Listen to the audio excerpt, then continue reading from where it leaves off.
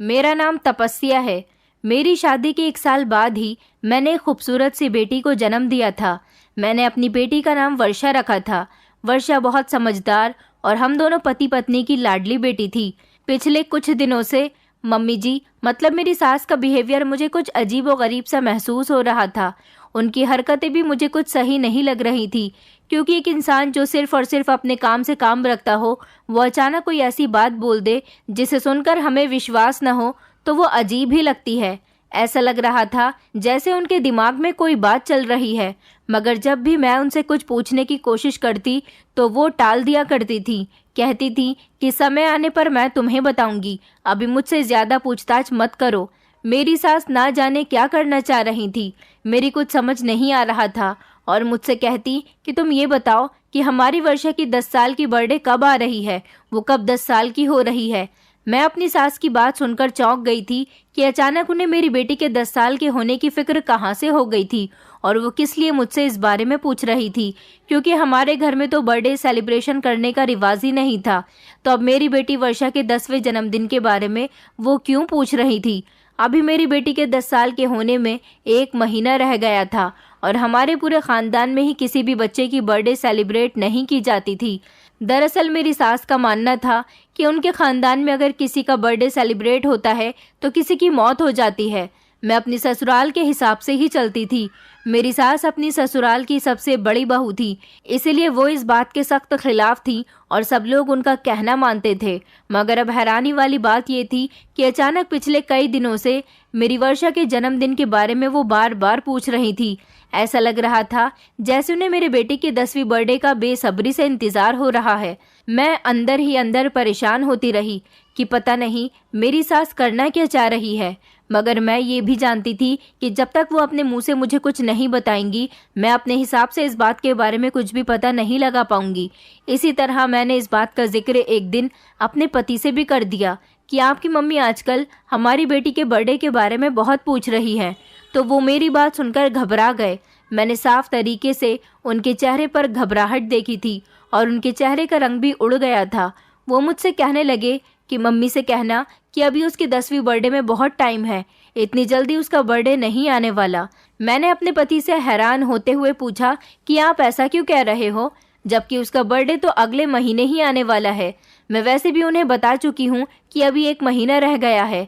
तो वो कहने लगे कि अच्छा तुम कह देना कि मुझसे बताने में गलतफहमी हो गई थी। अभी 6 महीने हैं वर्षा के बर्थडे में, गलती से तुम्हारे मुंह से 1 महीना निकल गया, इसमें कौन सी बड़ी बात है।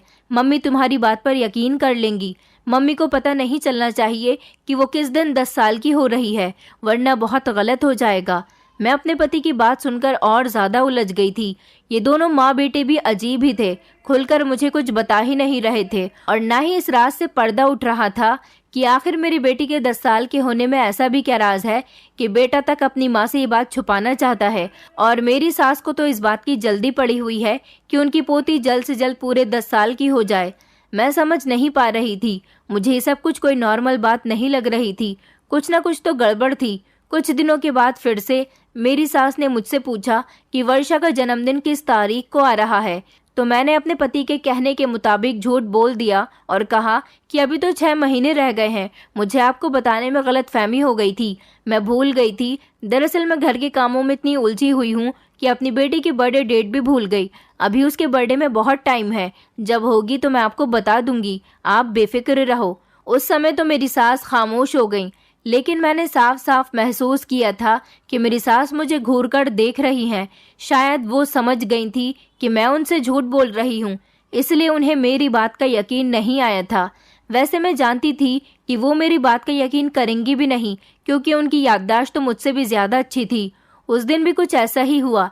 जैसे ही मेरी बेटी वर्षा स्कूल से वापस आई तो मेरी सास ने फौरन ही उसे आवाज देकर अपने कमरे में बुला लिया। उससे बड़े प्यार से पूछने लगी कि बेटा, तुम्हारी बर्थडे की डेट कब की बैठ रही है।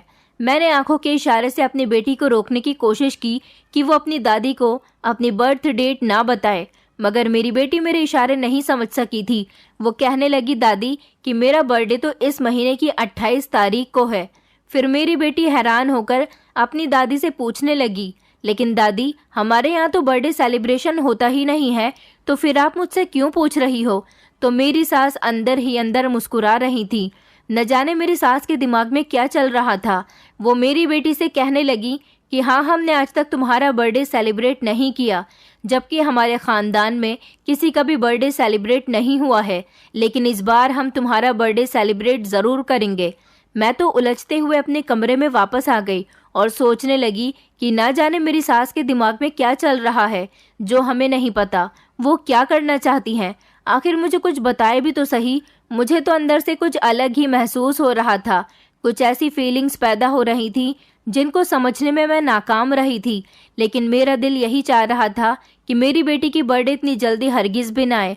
मगर होने को कौन टाल सकता था? वही होता है जो भाग्य में लिखा होता है। हर लम्हा गुजरते हुए वक्त को कौन रोक सकता है? करते करते वो दिन भी आ गया जब मेरी बेटी पूरे 10 साल की हो गई। आज सुबह से ही मेरा मन बहुत घबरा रहा था। ऐसा लग रहा था जैसे कुछ गलत होने वाला है। मेरी बेटी का बर्थडे था, मगर मेरे दिल में बिल्कुल भी खुशी नहीं थी। पता नहीं मेरी ऐसी हालत क्यों हो रही थी। उस दिन सुबह से ही मेरी सास बहुत खुश नजर आ रही थी। किचन में आकर मुझसे कहने लगी कि वर्षा कहाँ है, अभी तक सो रही है क्या? मैंने कहा जी मम्मी जी, पर आप क्यों पूछ रही हो?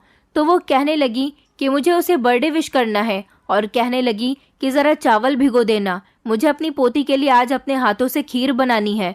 उसे मीठा बहुत पसंद है ना, इसीलिए। वैसे भी आज उसकी पहली और आखिरी बार बर्थडे सेलिब्रेट की जाएगी। अपनी सास की बात सुनकर मैं कुछ परेशान हो गई थी। मैंने उनसे उलझते हुए पूछा, मम्मी जी, आखिर आखिरी बार से आपका क्या मतलब है? तो मेरी सास हंसते हुए कहने लगी, अरे कोई मतलब नहीं है, बस ऐसे ही मेरे मुंह से निकल गया था। क्या पता अगले साल में मौजूद हूँ या नहीं, तो इसलिए मैंने ये बात कह दी थी। अब तुम किचन से जाओ और जाकर अपनी बेटी को उठाओ, कहो कि दादी तुम्हारे लिए तुम्हारी फेवरेट खीर बना रही है। अपनी सास की ऐसी हरकतें मुझे कुछ गड़बड़ का एहसास दिला रही थी। फिलहाल जो भी था, मेरी बेटी सुबह उठी तो मेरी सास ने उसे बर्थडे विश किया। आज मेरी बेटी बहुत ज़्यादा खुश थी, क्योंकि आज पूरे 10 साल बाद उसे लग रहा था कि उसका बर्थडे है, क्योंकि मेरी सास कभी भी हमें उसको बर्थडे विश भी नहीं करने देती थी, और तो और अपने हाथों से उसके लिए आज मीठा बना रही थी। लेकिन मैंने अपने पति की तरफ जब गौर किया तो वो मुझे बहुत परेशान नजर आ रहे थे। ऐसा लग रहा था जैसे उन्हें कोई सख्त मुश्किल ने घेर लिया है। मैंने अपने पति से कई बार पूछा कि बताओ, अगर कोई परेशानी है तो मेरे साथ शेयर करो। मेरे पति ने हर बार मुझे टाल दिया, कहने लगे कि मैं परेशान नहीं हूँ और ना ही मुझे कुछ बताना है। उनका मूड भी कुछ ऑफ सा लग रहा था। आज इतनी बड़ी खुशी के दिन मेरे पति का मूड खराब होना मुझे किसी गड़बड़ी का एहसास दिला रहा था। हम सब लोगों ने शाम का खाना खा लिया तो मेरी सास कहने लगी, क्योंकि आज मेरी पोती 10 साल की हो गई है तो अब इस घर में वो नहीं रह सकती। अपनी सास की बात सुनकर तो मैं बौखला गई थी। आखिर वो क्या कहना चाह रही थी? मैं घबराकर खड़ी हुई और अपनी सास से पूछा कि मम्मी जी, आप ये क्या कह रही हो? मैं कुछ समझी नहीं।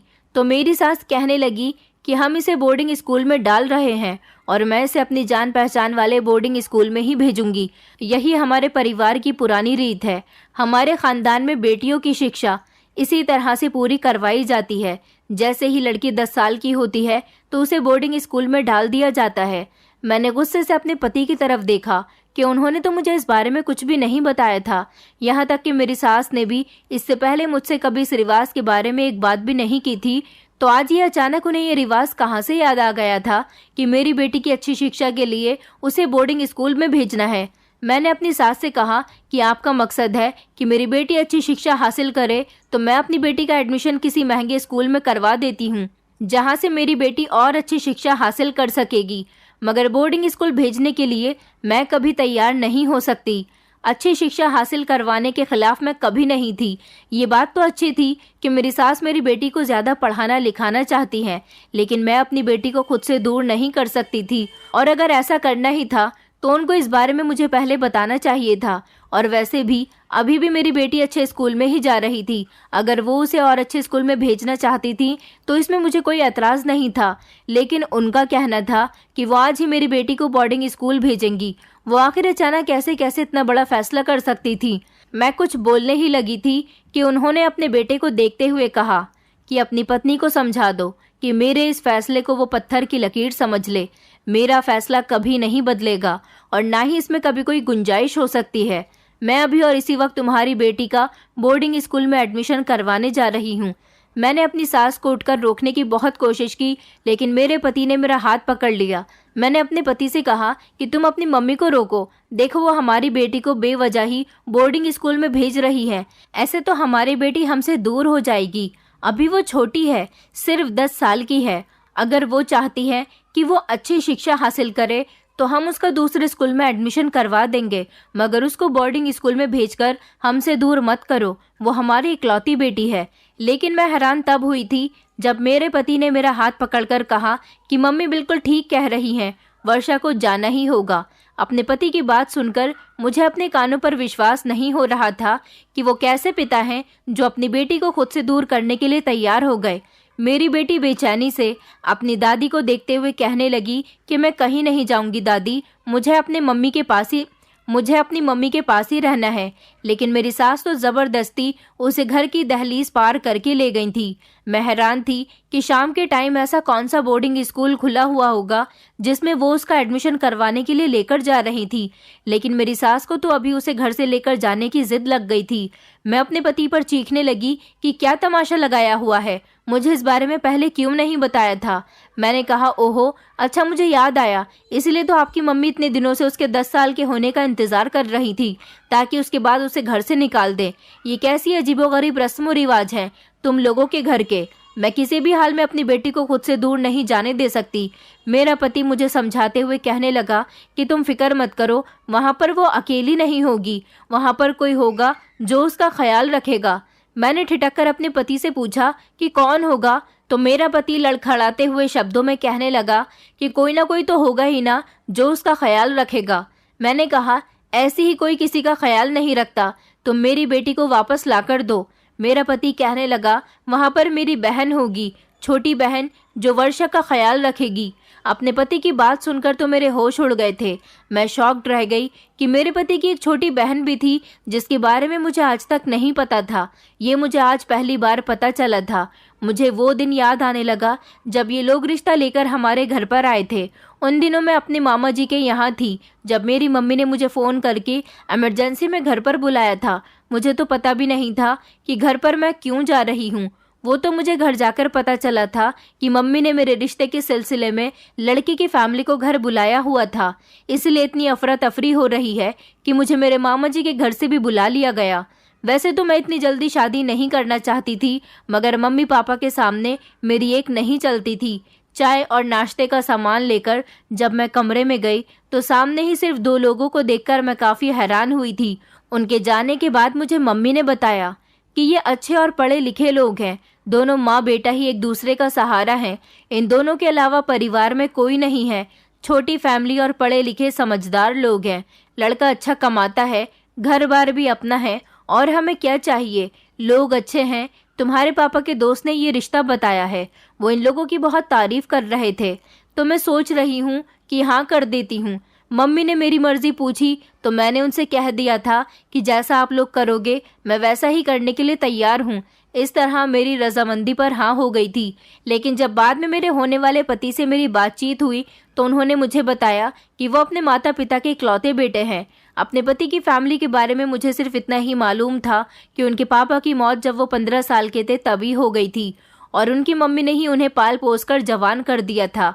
ना कोई नंद और ना ही कोई देवर जेठ, और फिर लड़का भी अच्छा, देखने में खूबसूरत और पढ़ा लिखा। इसलिए तो मेरी मम्मी ने झटपट इस रिश्ते के लिए हाँ कर दी थी और जल्द से जल्द मेरी शादी कर दी। मुझे लगा था कि मेरी सास नॉर्मल सासों की तरह होंगी, मेरे साथ भी वैसा ही बिहेव करेंगी जैसा दूसरी औरतें अपनी बहुओं के साथ करती हैं। मगर मेरे साथ तो शादी के बाद ऐसा कुछ भी नहीं हुआ था। मेरी सास तो बहुत अच्छी औरत थी, बहुत ही संस्कारी औरत थी। घर के काम में भी मेरे साथ हाथ बटाया करती थी। मेरी सास हमारे ही गांव के एक तांत्रिक बाबा थे, उन्हें बहुत मानती थी। कभी कभी उनके यहाँ भी चली जाती थी। मैं खुद को बहुत लकी समझती थी कि मुझे इतनी अच्छी सास मिली है। शादी के कुछ महीने बाद ही मैं प्रेग्नेंट हो गई तो मेरी सास के रिश्तेदार जो हमारे यहाँ आते जाते रहते थे, वो मुझे हमेशा बेटा होने की बधाइयाँ देती थी। कहती थी कि हमारे परिवार का रिवाज है कि हमेशा पहला लड़का ही होता है, इसलिए तुमसे भी उम्मीद है कि तुम भी बेटे को ही जन्म दोगी। मुझे डर भी लगता था कि अगर बेटा नहीं हुआ तो कहीं मेरी सास का बिहेवियर मेरे साथ ना बदल जाए, वो ऐसी सास ना बन जाए जैसी दूसरों की होती हैं। वो मेरे लिए मेरी माँ समान थी और मैं कभी ऐसा नहीं चाहती थी कि वो सास वाली हरकतें मेरे साथ करना शुरू कर दे, क्योंकि उन्होंने भी हमेशा मुझे बहू नहीं बेटी की तरह समझा था। और आखिर मेरा डर सच साबित हुआ। मैंने अपनी बेटी वर्षा को जन्म दिया था। मुझे लगा कि अब मेरी सास मुझे डांट लगाएंगी, मुझसे नाराज होंगी, मगर ऐसा कुछ भी नहीं हुआ था। वो बहुत अच्छी औरत थी। उन्होंने मुझसे कहा कि बेटियां तो भगवान की कृपा होती है, तुम फिक्र मत करो, मैं तुमसे नाराज नहीं हूँ, बल्कि मैं तो बहुत ज़्यादा खुश हूँ कि भगवान ने हमारे घर बेटी को भेज दिया। तो मैंने चैन की सांस ली थी। बेटी पैदा हो जाने के बाद मैंने भगवान से यही प्रार्थना की कि दूसरी बार मुझे अगर कभी माँ बनने का सुख मिले तो मैं बेटे को ही जन्म दूं, क्योंकि मैं जानती थी कि मेरी सास को अपनी पीढ़ी बढ़ाने का कितना शौक है। वो यही चाहती होंगी कि उनके बेटे के घर भी बेटा पैदा हो जो उनकी पीढ़ी को आगे बढ़ा सके, उनके घर का वारिस बने। लेकिन अगली बार जब मैं प्रेग्नेंट हुई तो मुझे मायूसी हुई थी। मेरे पेट में बेटी ही थी, लेकिन मेरी बेटी मृत पैदा हुई थी, जिसका मुझे बेहद अफसोस था। मेरी सास का बिहेवियर मेरे साथ बिल्कुल नहीं बदला था। वो पहले की तरह ही मुझसे और मेरी बेटी से प्यार करती थी। मेरी एक ही बेटी थी। उसके बाद मुझे दोबारा प्रेगनेंसी नहीं हुई। मैंने भी अपने भाग्य पर सब्र, शुक्र और समझौता कर लिया था कि मेरे भाग्य में अभी दूसरी औलाद का सुख नहीं है। इसलिए मैंने अपना पूरा कंसंट्रेशन अपनी बेटी वर्षा की परवरिश पर किया था। न सिर्फ उसकी हर ख्वाहिश को पूरा किया था, बल्कि उसे अच्छे मैनर्स भी दिए थे। मेरी बेटी पढ़ाई में भी बहुत आगे थी, लेकिन मेरी सास अभी चाहती थी कि मेरी बेटी बोर्डिंग स्कूल जाने के बाद अपना सारा का सारा ध्यान पढ़ाई में ही लगा ले। तो उन्हें कम से कम एक बार मुझे इस बारे में बताना तो चाहिए था। इस तरह अचानक बिना पूछे बिना बताए इतना बड़ा फैसला कर दिया और उसका हाथ पकड़कर उसे घर से बाहर ले गई कि बोर्डिंग स्कूल में उसका एडमिशन करवाने जा रही हूँ।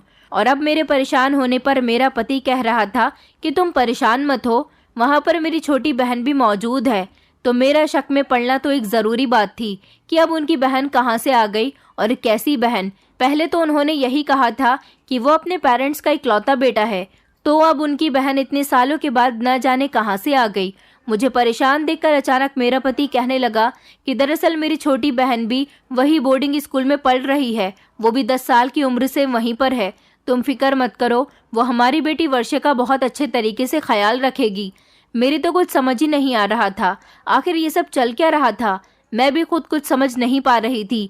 मेरी सास जब 2 घंटे के बाद घर वापस आई तो मैंने उनसे पूछने की बहुत कोशिश की कि आप आखिर इस टाइम पर मेरी बेटी को ऐसे कौन से बोर्डिंग स्कूल में एडमिशन दिलवाने गई थी, मगर उन्होंने मुझे कुछ भी नहीं बताया। वो मुझसे कहने लगी कि अब तुम मुझसे नहीं मिल सकती, इसलिए मैं तुम्हें कोई जवाब नहीं देना चाहती। अब अपनी बेटी को तुम कुछ सालों के लिए भूल जाओ। उस पल उनकी आंखों को देखकर मुझे बहुत डर महसूस हुआ था। वो आज मुझे बिल्कुल कोई बदली हुई औरत लग रही थी और उनका ऐसा नया डरावना रूप देखकर मैं बहुत डर गई थी। आज तो मुझे ऐसा लग ही नहीं रहा था कि ये मेरी सास है, वही सास जो मेरे साथ इतने प्यार से रहती हैं। वो मुझे कोई और ही औरत लग रही थी। उनके चेहरे के एक्सप्रेशन देखकर ऐसा लग रहा था जैसे वो कोई बहुत बड़ी जंग जीत कर आ रही हों। मेरा पति मुझे बहस करने से रोकने की खातिर मुझे ज़बरदस्ती कमरे में लेकर चला गया। कहने लगे कि प्लीज़ इस समय तुम मम्मी से कोई बात मत करो। ये सब कुछ देखकर मैं बुरी तरह से उलझन का शिकार हो गई थी। मैंने आज तक अपने पति के मुंह से उनकी छोटी बहन का जिक्र तक नहीं सुना था और आज पहली बार सुनकर मुझे बहुत अजीब लगा था, बल्कि एक बहुत बड़ा झटका सा लगा था कि ये कैसी माँ है जिन्होंने बचपन से अपनी बेटी को इस बोर्डिंग स्कूल में पढ़ने के लिए छोड़ रखा है और अब मेरी बेटी को भी वहाँ पर छोड़ कर आ गई। मैंने कुछ दिनों तक तो इंतज़ार किया। मुझे अपनी बेटी की बहुत याद आ रही थी, क्योंकि वो मेरी एक ही बेटी थी और मेरी सब कुछ थी। मैं उससे बहुत प्यार करती थी। मेरा मन बार बार उसे देखने को कर रहा था। इसलिए मैंने अपने पति से कहा कि मैं अपनी बेटी से मिलना चाहती हूँ। मेरी सास ने कहा कि नहीं, तुम मुझसे नहीं मिल सकती। मेरा जब भी अपनी बेटी से मिलने का मन करता, मेरा पति भी मुझे साफ साफ इनकार कर दिया करता था। बल्कि कभी कभी तो वो मुझे समझाता और तसल्लियाँ देता कि परेशान मत हो, वो मेरी बहन के पास ही तो रह रही है। कुछ समय के बाद जब हमारी बेटी घर आएगी तो तुम देखना कितनी काबिल होगी। उस स्कूल में उसे अच्छी शिक्षा प्राप्त होगी। भले ही हम उसे नहीं मिल सकते, मगर वो बिल्कुल ठीक है। मुझे ऐसा लगता था जैसे मेरी सास हर हफ्ते में एक चक्कर वहाँ मेरी बेटी से मिलने के लिए जाती थी, लेकिन वो मुझे अपने साथ लेकर क्यों नहीं जाती। हर पल मुझे यही एहसास होता था कि ज़रूर कोई तो ऐसी बात है जो मेरी सास मुझसे छुपा रही है। आखिर मैं अपनी बेटी से क्यों नहीं मिल सकती? कहीं मेरी बेटी किसी बुरे हाल में तो नहीं है? कहीं किसी मुसीबत का तो शिकार नहीं हो रही? मेरा दिल हर समय उसके लिए परेशान ही होता रहता था। मैं उसके लिए उसकी याद में बहुत रोती थी, लेकिन दूसरी तरफ ये दोनों माँ बेटा मुझे उससे मिलने ही नहीं देते थे। जब कुछ नहीं हो सका तो हार कर मैं अपनी बेटी के लिए बीमार पड़ गई। मेरी कंडीशन बिल्कुल बीमारों जैसी हो गई थी, लेकिन फिर भी मेरी सास का दिल नहीं पिघला था। इस तरह धीरे धीरे पूरे 6 महीने गुजर गए थे और मैं अपनी बेटी की एक झलक के लिए भी तरस गई थी। अब तो मैंने सोच लिया था कि जो होगा सो होगा, अब मुझे खुद ही उसका पता मालूम करना पड़ेगा। मैंने अपनी सास के रूटीन पर कड़ी नज़र रखी थी, तो वो हफ्ते के दिन आखिर में शाम के समय घर से बाहर जाती हैं और लगभग 4-5 घंटे बाद घर पर आती हैं। मुझे अंदर से यही लग रहा था कि वो मेरी बेटी से ही बोर्डिंग स्कूल में उससे मिलने के लिए जाती होंगी, जहाँ का कहकर उन्होंने मेरी बेटी को भेजा हुआ है। एक दिन मैं भी अपनी सास का पीछा करने लगी। जैसे ही वो घर से निकली तो मैं भी सावधान कदमों से उनके पीछे पीछे घर से निकल गई। काफ़ी देर चलने के बाद वो जिस जगह पर रुकी थी उसे देखकर तो मैं हक्का बक्का रह गई थी। वो कोई बोर्डिंग स्कूल नहीं था, जबकि मेरी सास के मानने वाले उस तांत्रिक बाबा का घर था, जिसे मेरी सास बहुत ज़्यादा वैल्यू देती थी और मेरी सास हर काम करने से पहले उस तांत्रिक बाबा की एडवाइस ज़रूर लेती थी। मैंने कभी तांत्रिक बाबा को देखा तो नहीं था, मगर मुझे अच्छी तरह से याद है जब मैं शुरू में प्रेग्नेंट थी तब मेरी सास तांत्रिक बाबा से मुझे आशीर्वाद दिलवाने के लिए लेकर आई थी। लेकिन अचानक मेरे पति की कॉल आ गई थी, इसलिए मैं इस घर के अंदर नहीं जा सकी थी और बाहर से ही वापस लौट गई थी। मगर मेरी सास ने कहा था कि तुम जाओ, मैं बाबा जी से मिलकर थोड़ी देर में आती हूँ। इस बाबा को मेरी सास कई सालों से जानती थी और मैं कभी कभी ये सोचती भी थी कि मैं भी इस बाबा से मिलना चाहती हूँ, जिस पर मेरी सास सबसे ज़्यादा यकीन करती हैं। मगर कभी मेरा इस बाबा से सामना नहीं हो पाया था।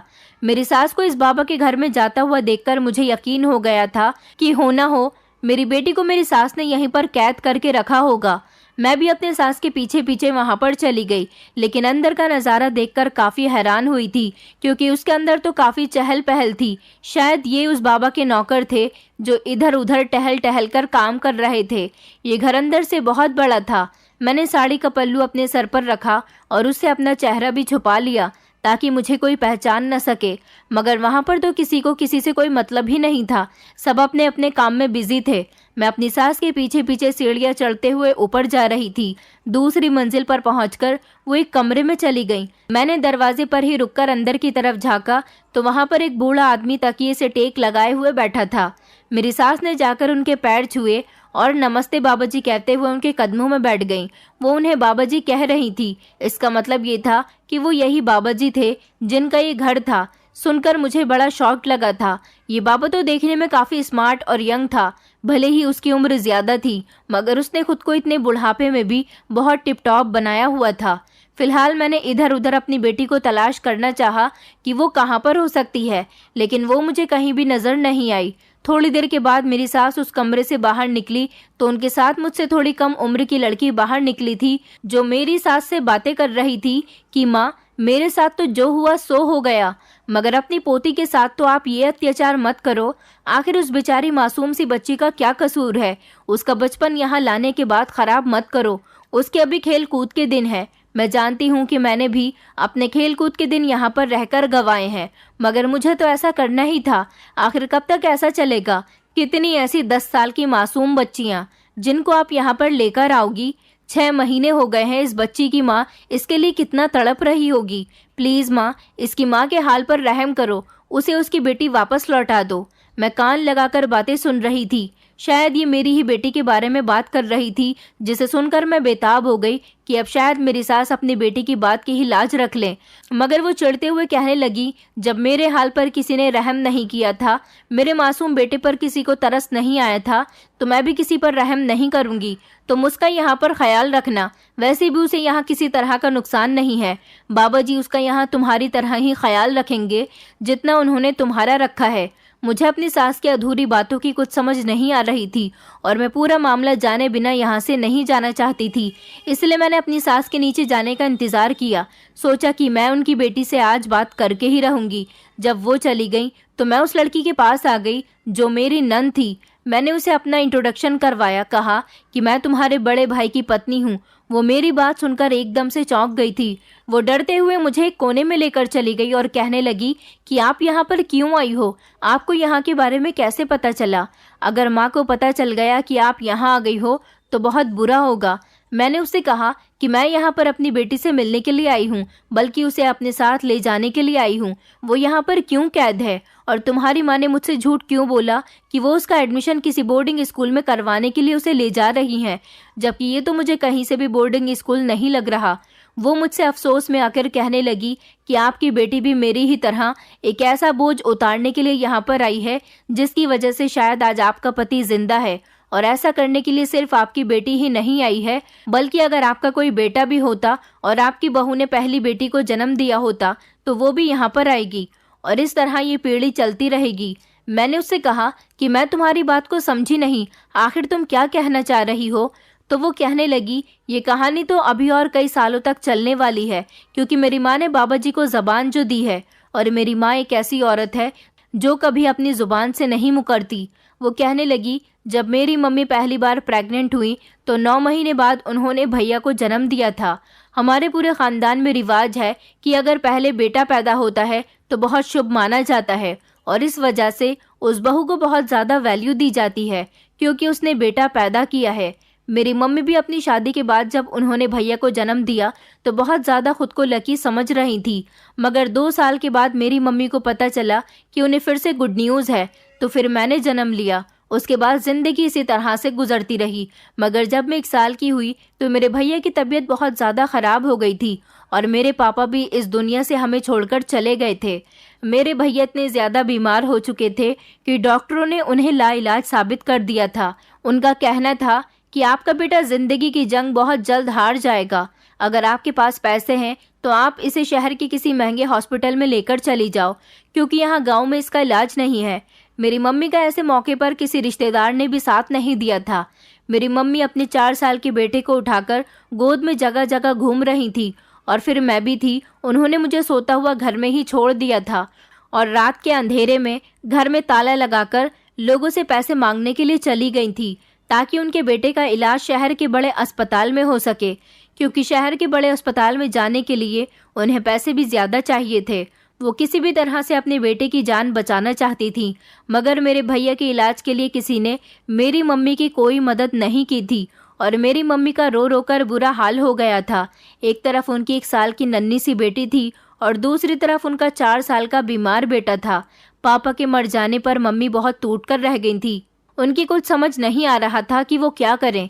मेरी मम्मी के माता पिता भी इस दुनिया में नहीं थे जो उनकी थोड़ी बहुत मदद कर देते। उनके भाई भाभी थे जिन्होंने उनको नहीं समझा और उन्हें नकार कर घर से निकाल दिया और कहा कि हम तुम्हारी कोई मदद नहीं कर सकते। मेरी मम्मी पूरी तरह से लाचार हो गई थी। भैया की तबीयत तो दिन ब दिन बिगड़ती जा रही थी। फिर गांव के ही एक औरत ने मम्मी को सॉल्यूशन दिया कि हमारे गांव में जो सरपंच जी की हवेली के बराबर में तांत्रिक बाबा बैठते हैं, उनके यहाँ जाएं, उनके पास कोई ना कोई सॉल्यूशन ज़रूर होगा। वो भैया का इलाज कर सकते हैं, उन्हें ठीक कर सकते हैं। मेरी मम्मी भैया को लेकर तांत्रिक बाबा के पास चली गई और उनके आगे हाथ जोड़कर रिक्वेस्ट करने लगी कि किसी भी तरह से उनके बेटे को ठीक कर दो। वो अपने बेटे के बिना जिंदा नहीं रह सकेंगी, क्योंकि मेरी मम्मी भैया से बहुत प्यार करती थी। तांत्रिक बाबा ने मेरे भैया को ठीक करने का फैसला कर लिया था। मम्मी ने बाबा जी को बताया था कि उनके पास 1 साल की बेटी भी है जिसे वो घर पर रोता हुआ छोड़कर यहाँ आई है। इस समय वो बहुत ज़्यादा परेशानी में है, उनकी सारी परेशानी दूर कर दो। तांत्रिक बाबा ने मम्मी की सारी परेशानी दूर करने के लिए उन्हें तसल्ली दे दी थी और कहा था कि जल्द ही वो सारी मुश्किल से आज़ाद हो जाएंगी, मगर इसके लिए उन्हें एक बहुत बड़ी कीमत चुकानी पड़ेगी। मम्मी ने उनसे कहा था कि इस समय मेरे पास पैसे नहीं हैं, मैं आपको पैसे नहीं दे सकती। तांत्रिक बाबा ने कहा कि मैं तुमसे पैसे नहीं मांग रहा हूँ, मैं जानता हूँ कि अगर तुम्हारे पास पैसे होते तो तुम यकीनन मेरे पास नहीं आती, बल्कि अपने बेटे का इलाज किसी अच्छे अस्पताल में करवा रही होती। मैं अपने तंत्र मंत्र से तुम्हारे बेटे की तबीयत ठीक कर दूंगा, मगर इसके लिए तुम्हें अपनी बेटी को मेरे पास भेजना होगा। अभी नहीं, वो भी जब जब वो 10 साल की हो जाएगी, और तब तुम उसे मेरे पास भेज देना। मैं उसे अपने पास तब तक रखूंगा जब तक तुम्हारे ही परिवार की, मतलब तुम्हारे ही परिवार का खून जो कि बेटी हो, उसे तुम मेरे पास लेकर आओगी। वो भी 10 साल की ही होनी चाहिए। फिर मैं तुम्हारी बेटी को रिहा कर दूंगा और फिर उसके बाद तुम्हारी पोती को अपने पास अपनी सेवा के लिए रखूंगा। ये काम तुम्हारी हर आने वाली पीढ़ी में जो पहली बेटी होगी वो करेगी, और जिसकी उम्र 10 साल की होनी चाहिए। अगर तुम मेरी इस शर्त के लिए राजी हो तो मैं तुम्हारे बेटे का इलाज करने के लिए तैयार हूँ। अगर नहीं हो तो तुम यहाँ से जा सकती हो। तांत्रिक बाबा की बात सुनकर मेरी मम्मी परेशान तो जरूर हुई थी, मगर अपने बेटे की तरफ देखकर उन्हें इस शर्त के लिए राजी होना पड़ा था, क्योंकि मेरी मम्मी जानती थी कि उनका इस दुनिया में कोई नहीं है। ये बात उन्हें इन दिनों अच्छी तरह से पता चल गई है, क्योंकि किसी भी रिश्तेदार ने उनकी मदद नहीं की। और फिर मैं बेटी हूँ, बड़ी होकर मैं भी विदा होकर अपनी ससुराल चली जाऊंगी। मेरी माँ फिर से अकेली रह जाएगी। मेरी माँ को लगता था कि उनका सहारा सिर्फ उनका बेटा ही है, जो बुढ़ापे में भी उनका साथ देगा। इसलिए मेरी माँ ने फैसला कर लिया था कि जब उनकी बेटी 10 साल की होगी तब वो उसे यहाँ पर छोड़कर चली जाएंगी। इस तरह अपने तंत्र मंत्र के जरिए तांत्रिक बाबा ने मेरे भैया को बिल्कुल ठीक कर दिया था, जिसके बाद हमारे घर के हालात भी बेहतर हो गए थे। मेरी मम्मी ने लोगों के घरों में काम करना शुरू कर दिया था, और फिर जब भैया जवान हुए तो उन्होंने नौकरी करना शुरू कर दिया, जिससे हमारे घर के हालात बिल्कुल सुधर गए थे। इस तरह जब मैं 10 साल की हुई तो मम्मी मुझे यहाँ पर छोड़कर चली गई, और फिर मैं जब तक यहाँ रहूंगी तब तक भैया की 10 साल की बेटी यहाँ पर नहीं आ जाती। इसीलिए मेरा समय यहाँ से पूरा हो चुका है। अगले 6 महीने बाद मुझे यहाँ से तांत्रिक बाबा की सेवा से अलग कर दिया जाएगा। उसके बाद ये जिम्मेदारी आपकी बेटी को निभानी होगी। अब आप प्रार्थना करो कि भगवान आपको बेटा दे, क्योंकि अगर आप बेटे की शादी कर दोगी तो फिर उसकी पत्नी भी बेटी को जन्म देगी, और उसकी जो बेटी होगी वो यहाँ पर बाबा जी के यहाँ उनके पास इस घर में रहेगी। और शायद उसके दौर में बाबा जी का कोई बेटा होगा जिसने कई सालों बाद बाबा जी की जगह ले ली होगी। तब आपको आपकी बेटी देखनी नसीब होगी, लेकिन उसके लिए आपको अपने पोते की कुर्बानी देनी होगी, जैसे कि मेरी मम्मी ने दी है।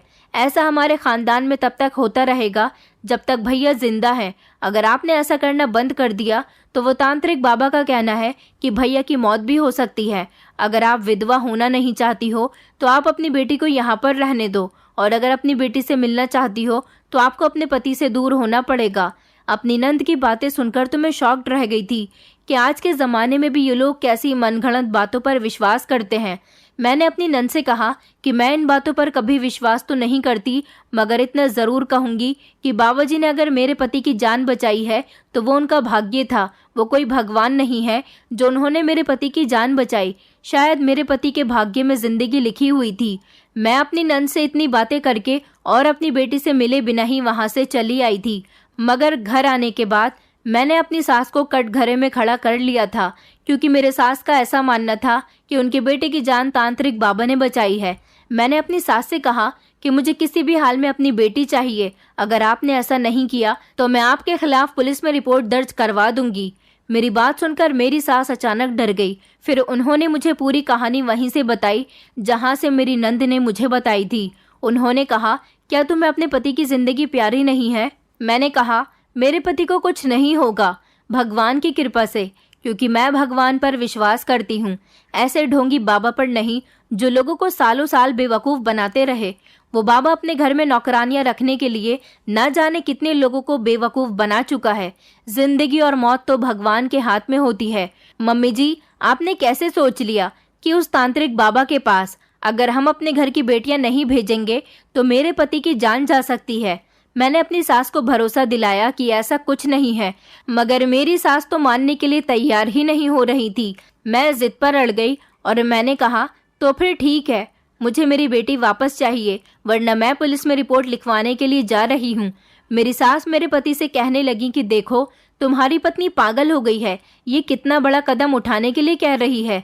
मेरा पति और मेरी सास दोनों ही मुझे रोकते रह गए, लेकिन मैं पुलिस में चली गई और मैंने पुलिस को जाकर सब कुछ बता दिया। पुलिस ने मुझे मेरी बेटी तो दिलवा दी थी और साथ ही साथ मेरी नंद भी वहाँ से आज़ाद हो गई। और ऐसी ना जाने कितनी लड़कियां जिनके माता पिता को वो ढोंगी बाबा सालों से बेवकूफ़ बना रहा था, जो ऐसे मजबूर थे, जो अपने बीमार बच्चों और अपने घर की औरतों या फिर अपने घर के बूढ़ों को उनके पास लेकर गए थे और कहा था कि उनका इलाज करवाना है। उसने इलाज की वजह से अपने घर में ढेर सारी नौकरानियां इकट्ठी कर ली थी, जो उसको और उसकी पत्नी को काफ़ी सारा आराम दे रही थी। और तो और वो घर बैठे इस तरह से पैसे भी कमा रहा था। मासूम बच्चियों से वो घर के काम करवाता था और फिर उनको तब तक नहीं छोड़ता था जब तक वो जवान होने के बाद उसके घर में उसी परिवार की दूसरी लड़की नहीं आ जाती थी। मेरी सास और मेरे पति के सामने सच्चाई खुलकर आ गई थी कि वो सिर्फ उनको ही नहीं बल्कि गांव के बहुत सारे लोगों को बेवकूफ़ बना रहा था। और ऐसा कुछ नहीं था कि अगर मेरी बेटी वापस आ गई तो मेरा पति मर जाएगा।